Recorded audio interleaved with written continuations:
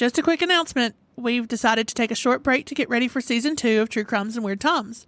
So on September 1st, we'll be back with a brand new season with brand new stories. In the meantime, if 2 weeks is too long for you to go without us, you can check out our Patreon for additional stories you haven't heard yet. We would also love your feedback on things you like or dislike about the show, ideas for cases, and even sharing your own personal creepy stories while we're away. You can do this by emailing us at truecrimesweirdtimes@gmail.com or visiting our website, truecrimesweirdtimes.com. Now, on with the show. Welcome to another episode of True Crimes and Weird Times. I'm Kim. I'm Ashley. And today I'll be telling you about the legendary Jersey Devil, a mysterious, terrifying creature that lives in the Pine Barrens of New Jersey.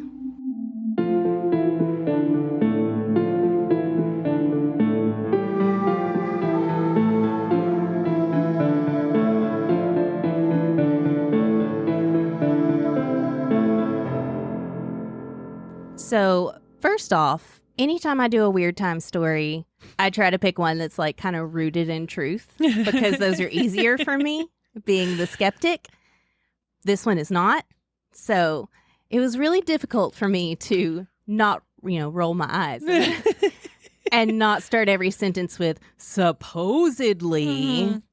So, this is the true, unbiased, not full of cynicism and skepticism story of the Jersey Devil. Absolutely. Okay. The totally true, totally everything really happened story of the Jersey Devil. You heard it here, guys.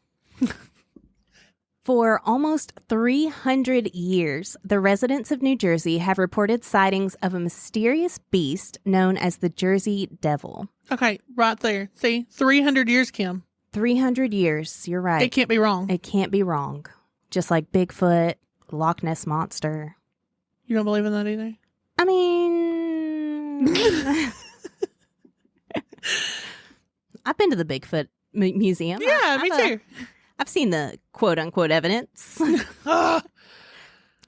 Now, the beast has had several variations in descriptions, but most commonly it's described as a bipedal creature similar to a kangaroo in build, with a horse or goat-like head, leathery wings similar to a bat, horns, cloven hooves, and small arms with clawed hands and a forked tail. Okay, that's a lot. It is so much. It's like they mushed every animal together. Yeah, because at first I was like, okay, kangaroo. Okay, wait, bat. Velociraptor? Right? If you look at drawings of this thing, it looks crazy. Yeah. It doesn't look scary at all. It's like, whoa, what is this? But I'm sure it would be scary if you saw it in real life. Oh, yeah, of course. It's also said to have a really high-pitched, blood-curdling scream that it emits. Gross. Now, the Jersey Devil lives in the Pine Barrens, which is essentially like a forest in a swamp. Okay, where something like that should live. Right. Okay. The sandy soil in the Barrens makes the land unsuitable for growing crops and is actually the reason it remained untouched for so long by the colonists when they were settling in America. Okay. Because they just couldn't grow anything there. It didn't make sense to try to live there. Yeah. The Pine Barrens are protected now, and they have few inhabitants. People do live out there. Except the Jersey Devil. Except the Jersey Devil.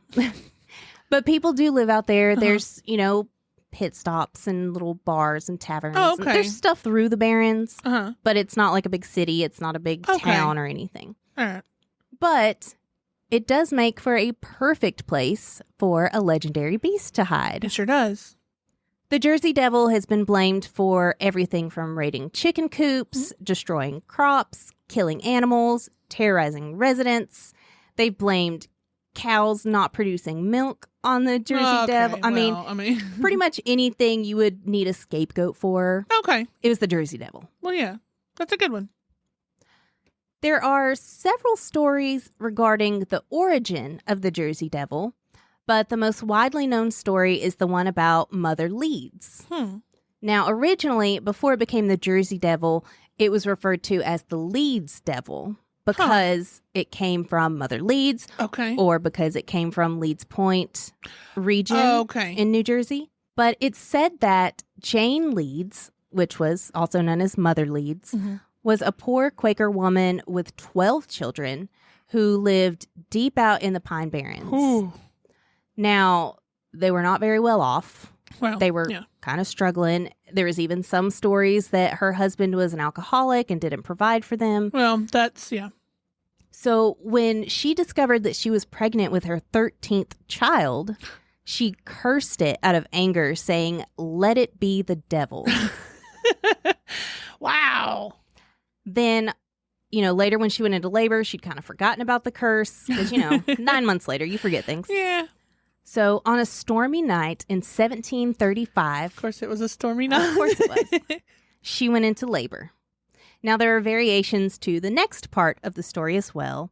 Some say that the child was born normal, but quickly transformed into a devil, while others say that it was born as a devil already. I like that one. Either way, shortly after birth, the devil flew up the chimney or out a window and out into the Pine Barrens. In another version, it kills everyone in the room first, tearing them limb from limb. Also like that one better. Yeah. I even found one that said it attacked the mother and then beat everyone else with its tail before flying out the chimney. That's the best one. Yeah. I can just imagine it like turning its little baby butt towards them and like whipping it with its little forked tail. Oh my God, that's amazing. Now, there's some out there who have identified Mother Leeds as Deborah Leeds, who was a real person who was married to Japhet Leeds. Okay. They came to this conclusion based on the will that Japhet wrote in 1736, in which he named 12 children. Huh. Okay. Japhet and Deborah Leeds also lived in what was then Leeds Point in New Jersey. Okay. Now, another theory about Mother Leeds is that she was never an actual person, but rather a legend that evolved after the, quote, political intrigue between Benjamin Franklin and his rival almanac publisher, Daniel Leeds. Because of the dispute between the two, Daniel's family was made out to just be monsters, and people began calling him, Daniel, the Leeds Devil. Okay. And the name carried on, which gave birth to the legend. Yeah. I don't know, man. I like that first one. I've got a couple more for you because, good. Yes. There's another origin story that involves a Leeds Point girl who had fallen in love with a British soldier. But when the Americans and the British went to war, the townsfolk called the match an act of treason, and they cursed her child, which was later born as the Jersey Devil. Okay. Again, attacking people and flying out the chimney into the Pine Barrens. Yeah. I like that it was a British soldier, like, yeah. because we were fighting them, but. Yeah. Another story says that a young girl refused to give food to a begging gypsy lady one day, and the gypsy lady was just angry that this girl wouldn't help her, so she cursed the girl. And then years later, when the girl finally gave birth to her first child, it became the devil and fled to the woods. How many gypsy women were living in the Pine Barrens? I wondered the same thing. Apparently plenty. All right. Now, throughout the years, the Jersey Devil has been spotted many, many times by everyone from government officials to prominent citizens or businessmen. Even police officers have made claims of seeing or hearing this beast.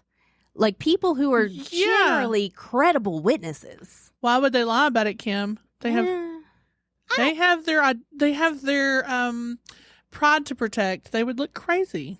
Or they'd get attention because they saw the Jersey Devil. Or maybe it was just a case of mistaken identity. They saw something else. They really thought they saw it. I think if I saw the Jersey Devil with bat wings and a kangaroo body and and dinosaur arms and a devil tail, I think I would know. You would think so. One of the earliest sightings was reported in 1812 by Joseph Bonaparte, who was the older brother to Napoleon Bonaparte, who was the emperor of the French at the time. Okay. Joseph was reportedly hunting near his Bordentown estate, which is in New Jersey. Yeah. When he saw the creature. All right. And just, I guess, told everyone, I saw this thing. It was crazy. I saw the devil. Yes. After this, More sightings followed, and word of the devil began spreading a little quicker. Yeah. There were also several animal attacks and reports of strange footprints being found that caused fear of this devil to spread even faster. Did it say what the footprints looked like? I have seen a lot of accounts that say they look similar to hoof prints, like horse hoof prints, but bigger. Oh, that's kind of creepy. Yeah. And it does say it has, hoof feet. So, and it's bipedal. Yeah. Huh. I mean, Kim. On another occasion, it's said that Stephen Decatur, who was a high-ranking naval officer, went to Hanover Mill Works to inspect his cannonballs that were being forged. Sorry. Just inspecting some balls, whatever. While he was there, he saw the devil flying through the air, and he fired his cannon at it. So he actually saw it in the air. He saw it flying. He shot at it with a cannon, which supposedly hit the creature, but it just was like unfazed and just flew away. It got hit with a whole cannonball. That's amazing. And it just flew away. I love it. The Jersey Devil's my new hero. Goals. Hashtag goals.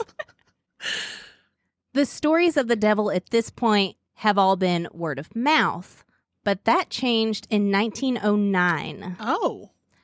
During the week of January 16th through the 23rd, newspapers began publishing stories about strange tracks that were being found in the snow. Oh. Soon after, they began reporting on hundreds of sightings of the Jersey Devil. Oh, wow. And they were coming in from all over the place, even larger cities like Camden and Philadelphia. So that was a large across area. Different states, even from Maryland, Pennsylvania, Delaware. I mean, just everywhere in that general area, people were reporting sightings of this thing. Yeah. The newspapers publishing these stories caused widespread panic across the region. Yeah, I would assume. And that panic rose even higher as more reports came in of bloodhounds refusing to follow the creature's trail in Hamilton. Oh. Now, people were terrified. They shut down schools. They formed posses to go hunt down the creature. They had mills in place in the Pine Barrens that were forced to shut down because workers refused to leave their homes and walk through the woods to go to their job. No, I can see that. I wouldn't do that either. Yeah. I wouldn't come to work. So Not because I don't like my job. I'm just saying. So this is a legit fear. People are really panicking about this. Well, for it to be that widespread and so many people saying they see it, I wouldn't do it either. Mm-hmm. Now, the devil was reportedly spotted by numerous witnesses flying across the Delaware River to Maryland, Pennsylvania, and Delaware. Huh. It was also spotted in Camden and Bristol, Pennsylvania, and in both cases, police reportedly shot at it but failed to bring it down. Wow. A few days later, it appeared in Haddon Heights, where it terrorized a trolley full of passengers. Another trolley car spotted it scurrying across the tracks in front of them in Burlington. Okay, that's kind of funny. Right? But, wow. I kind of picture like a fast sloth crawl because, it's got the tiny arms. Well, I pictured like the Scooby-Doo. Tiptoeing? Yeah. And he stops and sees the headlights like a deer. In West Collingswood, it was seen on the roof of a house. And in this instance, firemen actually turned their hose on the creature in an attempt to chase it off. But instead, it attacked them before flying away. Oh, my God. This whole week was just filled with reports of livestock being slaughtered. Chickens seemed to be the favorite target of the devil. It was mostly chickens. Okay. And just, strange tracks, people hearing stuff, sightings. And then the last sighting that week that at least was reported on was by a woman who found the creature attacking her dog. Oh, no. And she beat it off with a broomstick, after which it flew away. Which I was a little confused if a cannonball doesn't phase it, but a broomstick can scare it away. Maybe that's the first time it had been personally attacked by someone. Maybe it scared it. Maybe it's just like, ow, what? Stop. Stop. After the panic of that week in January, it said that the Philadelphia Zoo posted a... Right? The zoo. That's amazing. posted a $10,000 reward for the Jersey Devil, but it was never claimed. Oh. The scientific community at the time, because people were begging for answers. Oh, of somebody course. tell us what's happening. Yeah. So the scientific community at the time came up with a few theories as to what it could be. So some of them thought this was some prehistoric creature from the Jurassic period, like maybe a pterodactyl that had been living out in caves and survived all this time, while others thought it was some sort of marsupial carnivore. Ooh, that's scarier. Then later theories also included that it could have been a Sandy Hill crane, which, you know, is a big bird. It's about 4 feet tall. It weighs around 15 pounds, and it has a wingspan of up to 80 inches. Oh, wow. Okay, I didn't know that, but... It also kind of gyrates when it flies, so it makes it look a little strange in the air. Yeah. So that's another theory. Okay. Now, eventually, the hype from all these sightings died down some, and the Jersey Devil panic subsided without any answers as to what people had been seeing this whole time. Huh. Then in 1925, a local farmer shot an unidentified animal as it attempted to steal his chickens. He then photographed the corpse and claimed that he showed it to 100 different people and not one person could identify it. Huh. Is this picture available? I did not see it anywhere, but I did not look very hard for it. Okay. We can check it out. Yeah. But it was from 1925, so chances are probably not. Yeah. In 1927, a taxi driver in Salem City reported an encounter with the creature while changing his tire. Ooh. It was the middle of the night, and he was, right beside the Pine Barrens. That's not a good place to have to change a tire. Right? For many reasons. And when he got out of his car, this terrifying creature emerged and attacked him while letting out an ear-piercing scream. Oh, my God. The driver jumped back in his cab, shut the door so it couldn't get in. But he said that the creature proceeded to pound on the roof of the car as if it were trying to get inside. Oh. No, thank you. Now, eventually, it gave up and flew away. Yeah. And he did report this encounter to the police, but, nothing ever came of it. What could they do? I was going to say, the police are like, we shot at that thing already. No, thank you. Yep. Now, in 1972, a woman named Mary Ritzer Christensen was traveling down Green Tree Road, which doesn't run through the Pine Barrens, but it is surrounded by woods. Oh, okay. So she's driving through this wooded area, and she looks in her rearview mirror to see a creature crossing the street behind her. Ooh. She estimated that it was about 25 feet behind her car, and she said that it had the head of a horse, woolly haunches like a goat.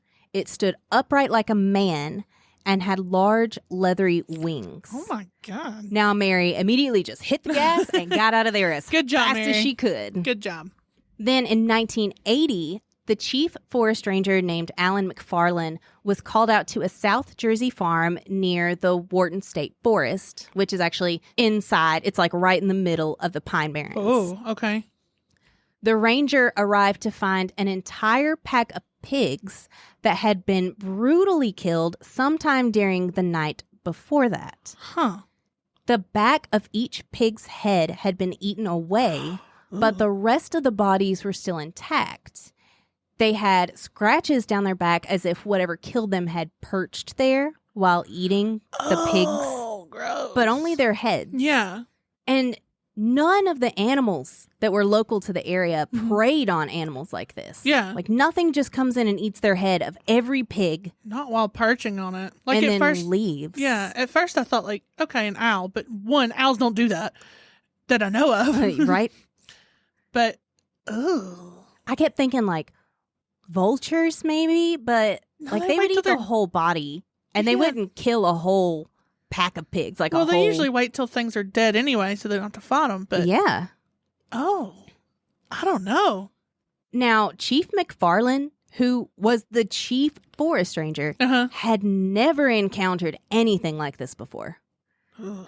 And the mystery of what slaughtered these pigs has never been solved. But, of course, locals believe it couldn't have been anything other than the Jersey Devil. Well, obviously. In 1993, a forest ranger named John Irwin was driving through the barrens when he suddenly had to slam on his brakes because in front of him, in the middle of the road, stood a creature he had never seen before. It was over 6 feet tall with thick black fur and horns. Oh, my God. John and the creature stared at each other for a few minutes as he's sitting in his car. Ooh. And John said he was too afraid to move the car. Like, he didn't want to drive. Yeah. Because he didn't want to provoke an attack from this creature. Right. So he just sat there staring at it. Finally, the creature, broke off the staring contest and turned and went back into the forest. That's what I thought. Now, some people believe that John simply saw a bear standing on its hind legs because they can easily be over 6 feet tall. Yeah, but bears don't have horns. Bears don't have horns for one, but also he was a forest ranger. Yeah. You would think he would recognize a bear when he saw one. Exactly. Like, even if it's standing upright. This is literally your job. Yeah.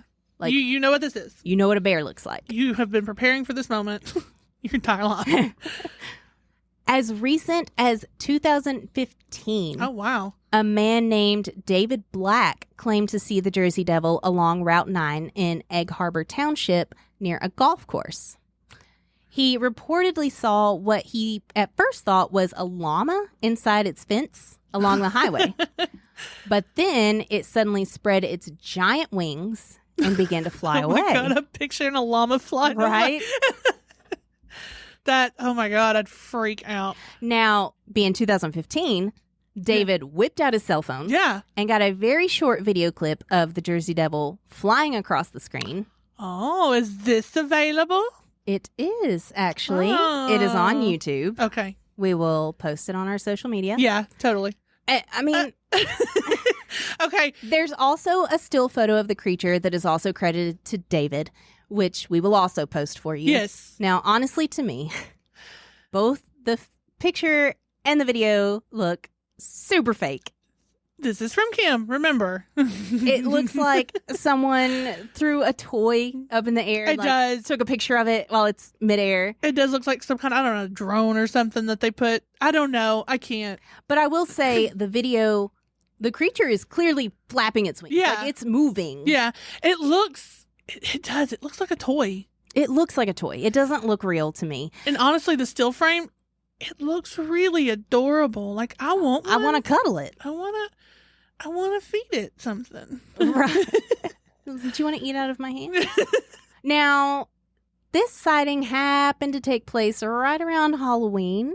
Okay. So, people speculate it was just a Halloween prank. That's why he did it. But who knows? Probably. Yeah. But, I like it, though. People to this day still claim to see the Jersey Devil from time to time, but not quite as often as imagine that cell phones come out. Cell phones and ways to actually get evidence of it, and suddenly nobody sees it much anymore. Yeah.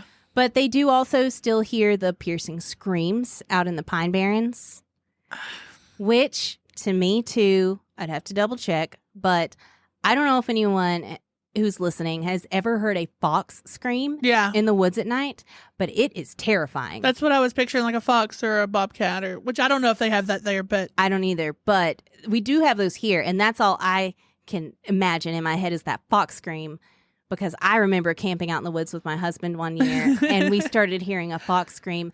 I thought a lady was being murdered near us. Yeah, I was terrified. It could be anything. Mm-hmm. As far as noises animals go. make crazy sounds. Yeah, as far as noises go, yeah. So, is this a real mysterious creature that inhabits the Pine Barrens of New Jersey? Yes. Or is it just a legend passed down for hundreds of years and a lot of cases of mistaken identity? Also, yes. At the very least, many people believe that the sightings of 1909 were the results of mass hysteria and a clever hoax. I did think about mass hysteria. But Oh, yeah. With newspapers reporting it, I mean, well, it was intentional if we believe this next part. Okay. Jeff Tibbles, who wrote the book The World's Greatest Hoaxes, Oh, I gotta find that.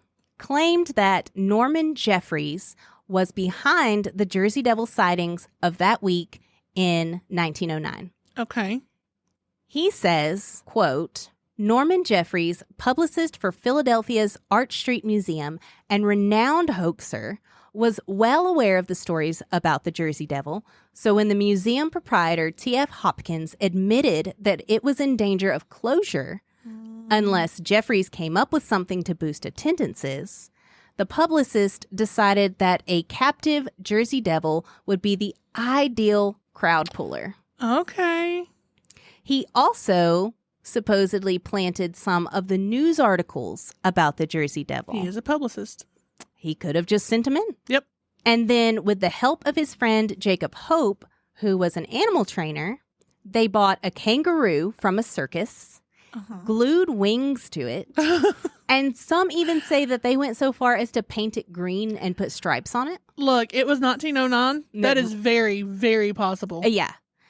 They then declared to the public that they had captured the Jersey Devil, and they put this animal on display at the museum. Huh. 20 years later, Norman finally admitted to the hoax. No. Which leads us to ask, had Norman not done this, would the Jersey Devil still be a prominent legend today? Or would it have died out on its own like a lot of other old superstitions? I don't know. Overall, there really aren't that many explanations as to what the creature could be. Uh-huh. Probably because it's such a crazy mashup of so many different creatures. But the leading theory is still that people are really just seeing one of those cranes at night and are misidentifying it. But other than that, no one really seems to have any answers.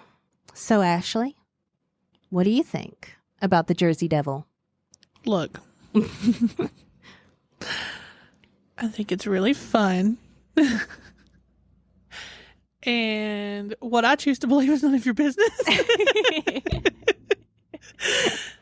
Well, as disappointed as Mother Leeds would be in me.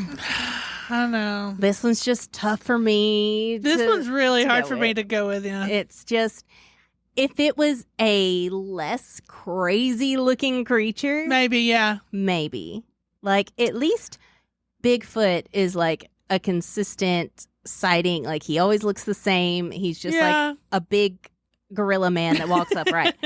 Not a half, not even half, not like a horse, goat, llama, bat, dragon, kangaroo hybrid. Dinosaur. That's with a forked tail. Yeah. Like, you can't confuse it with anything. But what if it is a devil? We don't know what demons look like. Oh, we don't know what demons look like. Just saying. But I don't think they look like that. And I don't think they live in New Jersey. I mean, they might live in New Jersey. I don't know. He took a wrong turn at Albuquerque. But that is the legend of the Jersey Devil. Thanks for listening. Like us on Facebook at True Crimes and Weird Times Podcast. Follow us on Instagram at True Crimes Weird Times. Email us your stories at truecrimesweirdtimes@gmail.com. Can't wait for the next episode? Check out our Patreon for bonus episodes and more. And if you enjoyed the show, make sure to subscribe and leave a review. Bye!